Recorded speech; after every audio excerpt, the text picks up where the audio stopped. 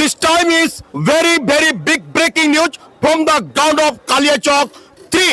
বাজার থেকে শুরু করে রাস্তাঘাট, স্কুল থেকে শুরু করে, কলেজ থেকে শুরু করে, এমনকি এখান থেকে 5 কিলোমিটার হসপিটাল, সেখান যেতে গর্ভবতীরা, এখান থেকে যেতে অনেক বাচ্চা পর্যন্ত নষ্ট হয়ে যায়। তার সমস্ত সর্বস্তরের মানুষ আমাদের সাথে আছে। আমি একটা সেই লিগ্যাল ডিমান্ডের পরিপ্রেক্ষিতে আমি জানতে চাইবো আপনাদের রাস্তা কোন জায়গা থেকে কোন জায়গা পর্যন্ত মানে খারাপ রয়েছে স্যার? আমাদের গোলাপগঞ্জ স্ট্যান্ড থেকে কুম্ভীরা দূরত্বটা কত রয়েছে? দূরত্ব এখানে 9 থেকে 10 কিলোমিটার রাস্তা। আপনারা এলাকার কোন কোন লোক আজ রাস্তায় নেমে পড়েছেন স্যার? আমরা ছাত্র থেকে, শিক্ষক থেকে, দিন মজুর, মুটে।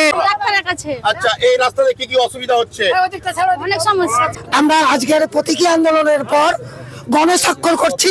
সেই গণস্বাক্ষর নিয়ে সোমবার বিডিও অফিস এবং ডিএম অফিসে জমা দেবো। এর আগে লিখিত অভিযোগ হয়নি? ডিএম অফিসে দেওয়া হয়েছে, জেলা পরিষদে দেওয়া হয়েছে, ব্লকে দেওয়া হয়েছে। আমাদের এই এলাকাটা স্পর্শকাতর এলাকা, বর্ডার এরিয়া। আপনারা সবাই জানেন যে বাংলাদেশের সঙ্গে আমাদের এখন সম্পর্ক খারাপ। ভবিষ্যতে যদি ডিফেন্স এরিয়া, ডিফেন্সিং লোকেরা যদি বাংলাদেশটাকে ডিফেন্সন করতে এই রাস্তায় আসতে হয়, তাহলে আমরা কোথায় আছি? আপনারাও ভাবেন, আমরাও ভাবছি। আমাদের সরকারকে ভাবা উচিত এই রাস্তায় ডিফেন্সিং কতটুকু হবে। আমাদের গোলাপগঞ্জ হসপিটাল আমাদের বাড়ি থেকে 7-8 কিলোমিটার। তার মানে একটা হাসপাতালেরও দরকার রয়েছে আপনাদের? অবশ্যই দরকার। 1-2 মাসের মধ্যে যদি সুরা না হয়, তাহলে আমরা আগামী দিনে এত বড় বৃহত্তর আন্দোলন করব। মাসের পর মাস আমরা এই রাস্তায় থাকবো।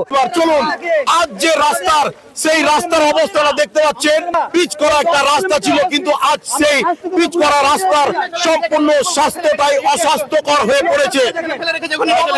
এখানে ইটপাল ফেলেছে, বর্ষাকালে ইটপুল ফেলেছে, কিন্তু ইটপুলটাকে লেভেল করেনি। যেমন তেমন করে ইটপুলকে ফেলে রেখে দিয়েছে। আর ফলে কি বর্ষার সময় কি কি অসুবিধা হয়? বর্ষার সময় টোটো উল্টে যায়, ছোট ছোট গাড়ি উল্টে যায়। তাই আমরা চাইছি আমাদের অতি সত্বর এই রাস্তাটা যেন তাড়াতাড়ি খুব হয়ে পড়ে। কার কাছে চাইছেন স্যার? আমরা সরকারের কাছে, যারা রাস্তা ডিপার্টমেন্টে আছে, ঢুকে নিয়ে কি হবে যাবে রাস্তায়, ওটাই আমাদের দাবি। রাস্তা খুব বাজে হাল হয়ে আছে রাস্তার। প্রায় 8 বছর থেকে যাতায়াত করছি। রাস্তা খারাপের জন্য কি কি প্রবলেমে পড়েছেন আপনি? প্রসূতি নারী ওদের হসপিটাল যেতে রাস্তায় তাদের প্রসব হয়ে যাচ্ছে। তারপরে কয়েকটি টোটো এখানে দুর্ঘটনা কবলে পড়েছিল, অনেক যাত্রী সেখানে আহত হয়েছে। খারাপ রাস্তার জন্য নানা রকম ভাবে পথ দুর্ঘটনায় মৃত্যু হতে পারে। গাড়ির অনেক ক্ষতি, রাস্তাটা হওয়া আছে, অনেক গাড়ি, অনেক লোকজন, অনেক সমাগম, অনেক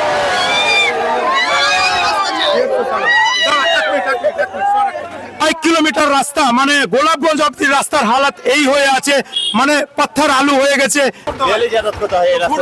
হাল খারাপ আছে। হ্যাঁ, সবসময় কি কি ক্ষতি হয় ঘুরঘুটির? চাক্কা পাংচার হয়ে যায়, গিট্টিতে মেরে যায়। ভালোভাবে প্রোটেকশন দিয়েছেন আমাদের পুলিশ স্যাররা।